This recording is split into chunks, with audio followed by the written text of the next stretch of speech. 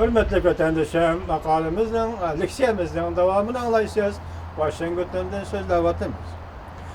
Ursula Götürhan, Cumhur hükümetinin talebini red kıldı.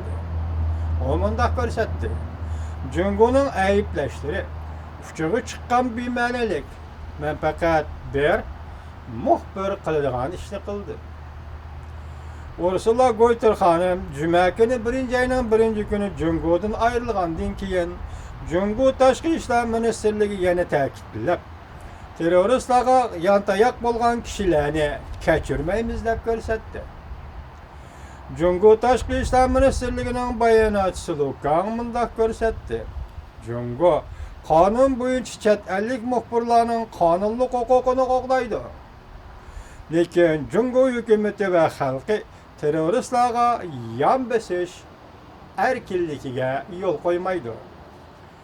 Yeni Gözetkiçiler Haftalık jurnali Fransiyada nashr qilinadigan muxbir Ursula Götürhan'ımni qo'llaydiganligini bildirdi.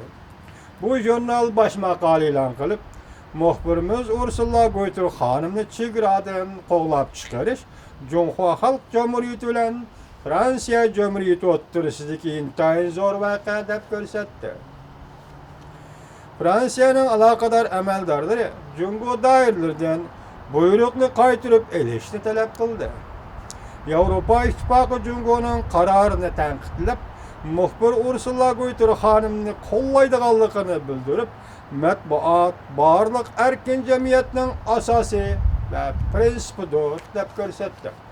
Xo'sh, hurmatli vatandoshim, biz savol qo'yaylik sizlar bilan birlikda 1911-yil 20-asrning 10-yillarida Sinjonsan Cumhurda Handu Xitoy mustaqilligi bilan shug'ullangan edi. Shu vaqtida Amerika Qo'shma Shtatlari va Yaponiyadek demokratik ilg'or davlatlarning qo'llashiga erishgan.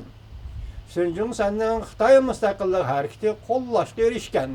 Hech kim shu vaqtda yoki tarixda iz qoldirmagan yoki yozib qoldirmagan Sinjonsani terrorist demagan edi.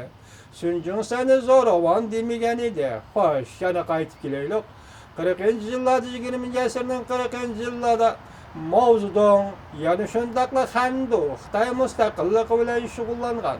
Masalan, 1931-yili Yaponiya butun Cumhur quruqligini demasimi, lekin Cumhurni asosiy jihatdan kontrol qilib, Cumhur Yaponiyaning mustamlikasiga aylangan. Shu vaqtda Mao Zedongni mustabid Stalin qo'llagan. Qo'shimcha demokratik allamni qo'llagan. Chunki Yaponiyaning Osiyoda boshlagan urushi dan ansiragan davlatlar Mao Zedongning mustaqillik harakatini yoki Handu harakatini qo'llagan. Hech kim Mao Zedongni terrorist demagan. Xo'sh, Beijinglik janoblar, millatchi Xitoy janoblari sizlarga savol qo'yaylikki, sizlar nemish o'zining ozodligi, hurligi uchun kurash qilayotgan Uyg'urlarni yoki bo'lmasa hozir qo'g'dinish uchun, zo'ravonlikdan qo'g'dinish uchun chora izlab topayotgan Uyg'urlarni terrorist deysizlar. Sizlarning mintaqanglar nima, jahonning mintaqasi nima? Bugun Ursula Götürhan'ım sizlarning moyitinglarni, sapsatanglarni fosh qilish orqali moyitinglarni dunyoga oshkorladi. Demak, sizlarning moyitinglar Xinjiang Uyg'ur avtonom rayonidagi yerda hargiz tinchlik emas, muqimlik emas, Uyg'urlarni yo'qotish yoki Uyg'urlarning millatchilik, mustaqillik xohishini yo'qotishdan boshqa hech qanday harakatinglar yo'q.